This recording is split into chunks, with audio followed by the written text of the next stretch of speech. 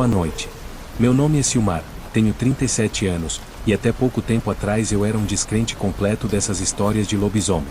Eu via isso como coisa de folclore, coisa para assustar criança. Mas o que me aconteceu na Serra de Santana do Riacho, em Minas Gerais, mudou completamente a forma como eu enxergo o mundo. Eu estou aqui hoje para contar esse relato, principalmente porque ainda não consegui dormir direito desde aquele dia. Já se passaram meses, e ainda acordo no meio da noite com aquele som ecoando nos meus ouvidos. Esse é um desabafo, um aviso.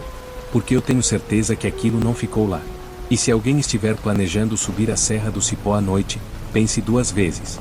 Para dar contexto, eu trabalho como guia de trilhas ecológicas e turismo de aventura.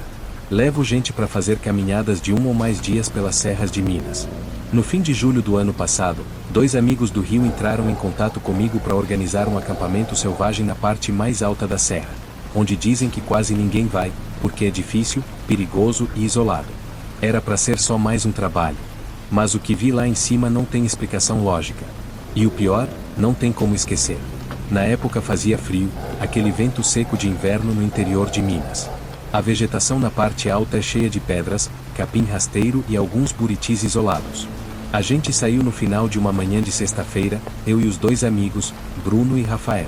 Ambos tinham por volta dos 30 anos, já tinham feito outras trilhas comigo e gostavam de adrenalina. Levaríamos cerca de 5 horas para subir e montar acampamento antes do anoitecer. Subimos conversando, rindo, tirando foto. No caminho, passamos por uma antiga casa de pedra que muita gente chama de Ruínas do Tropeiro. Dizem que foi abrigo de viajantes no século XIX. Já tinham me falado que era assombrada, mas nunca liguei muito. Paramos ali para lanchar, como sempre, e depois seguimos. O problema começou quando escureceu. Montamos acampamento num platô com vista pro vale. O céu estava limpo, as estrelas brilhando forte, e dava para ouvir só o vento entre os arbustos. Fizemos uma pequena fogueira, comemos um pouco e ficamos olhando o céu. Foi aí que ouvimos o primeiro som. Um uivo, longo, mas não parecia de lobo nem de cachorro. Era mais grave, mais vibrante, como se ecoasse de dentro da terra. O Bruno riu e disse que devia ser um cachorro do mato. Mas eu nunca tinha ouvido som daquele jeito. Fiquei alerta. Rafael, que era mais supersticioso, ficou quieto, só encarando a escuridão. O som se repetiu meia hora depois, mais perto. E foi aí que eu percebi que a noite não estava normal. Mesmo com o vento, o cheiro no ar mudou. Começou a vir um fedor de bicho molhado, de carniça, de terra revirada. Eu levantei e fui olhar ao redor com minha lanterna de cabeça. Não vi nada. Mas os arbustos balançavam como se alguém, ou algo, estivesse se movendo em volta da nossa fogueira. Eu disse para apagarmos o fogo e mantermos silêncio. Bruno achou que era exagero, mas Rafael já estava ficando nervoso. O terceiro uivo veio de trás de uma pedra grande, bem perto. E junto com ele, ouvimos o que parecia um rosnado grave, abafado. Peguei meu facão e disse para ficarmos juntos. Começamos a recolher as coisas rapidamente. Não dava mais para dormir ali. Mas ao virar para desmontar a barraca, vi, por uma fração de segundo, 2 olhos brilhando atrás de uma moita. Eram amarelos, grandes, e estavam numa altura impossível para qualquer animal que eu conheça. Fiquei gelado. Disse para os 2 que íamos descer agora. Nem mesmo esperei. Liguei a lanterna de maior alcance e comecei a abrir caminho. O problema é que descer aquela trilha íngreme no escuro é perigoso. Um passo em falso, e alguém se machuca feio. Mesmo assim, preferimos o risco da trilha do que o que estava ali em cima com a gente. No meio do caminho, ouvimos de novo. Só que agora não era só um uivo. Eram passos. Pesados. E vindo na nossa direção. A descida pela trilha foi um pesadelo.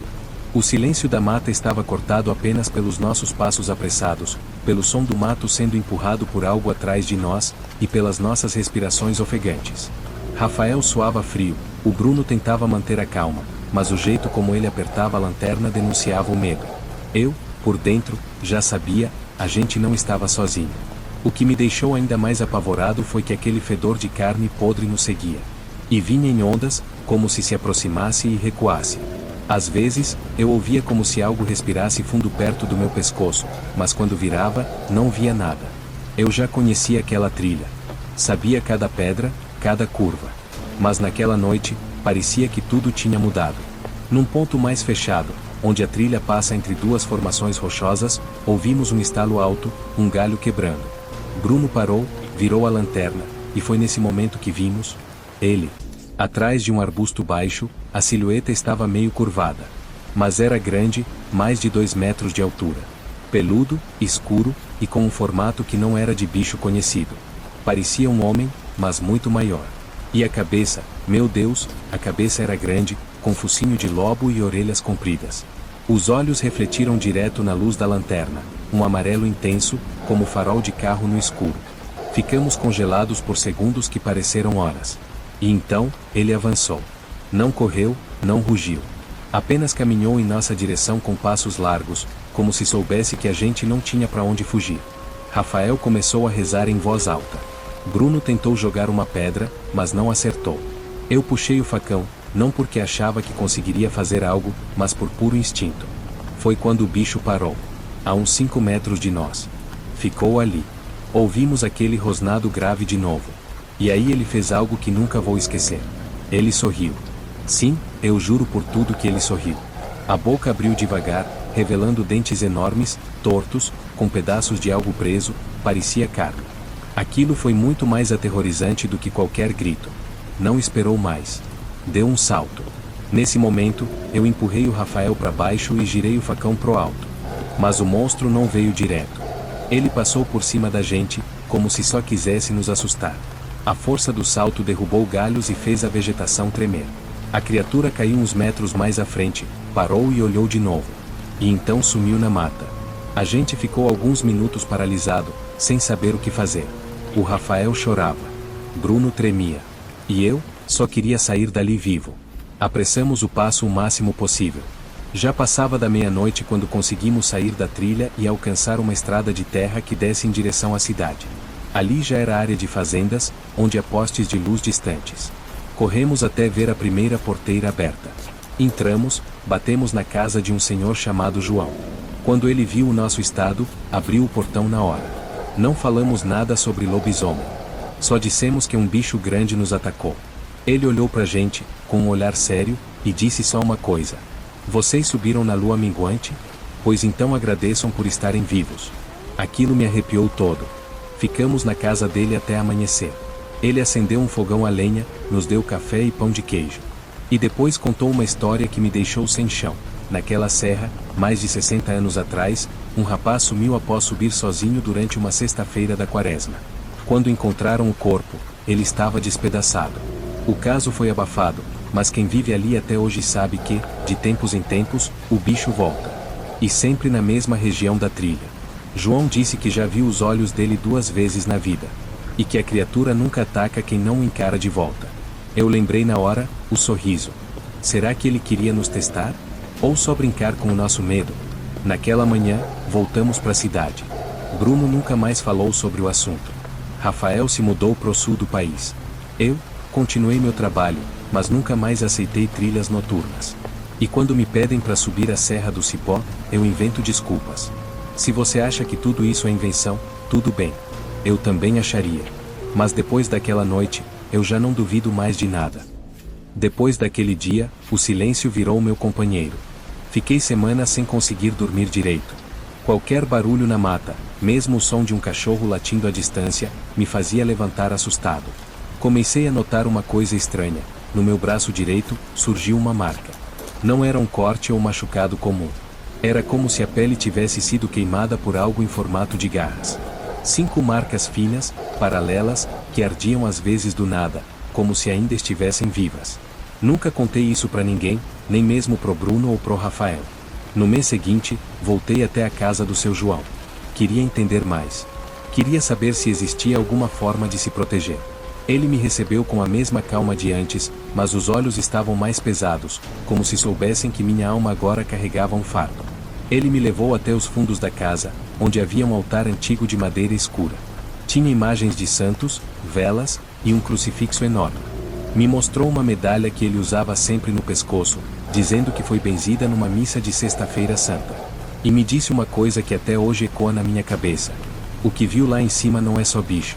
Aquilo é alma penada presa em maldição. Pode ter sido homem um dia, mas virou criatura por causa do que carregava por dentro. E você, meu filho, você agora tá marcado. Ele viu você. Sentiu teu cheiro. E isso não se esquece fácil. Voltei para casa com essa frase na cabeça. E desde então, todo ano, nas primeiras semanas da quaresma, o pesadelo volta. Sempre o mesmo. Eu estou na trilha, à noite, sozinho. O som do mato balança. O cheiro de carne podre chega primeiro. Depois, os olhos amarelos. E por fim, o sorriso. Sempre aquele sorriso que parece zombar do meu medo. Já tentei me convencer de que foi só um animal qualquer. Que minha mente, tomada pelo medo, exagerou tudo. Mas aí olho pro braço. As marcas ainda estão lá. Já fui em médicos, já fiz exames.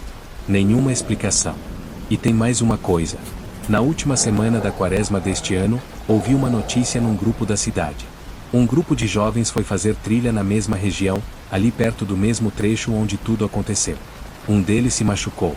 Disseram que caiu de um barranco. Mas o que chamou minha atenção foi um detalhe.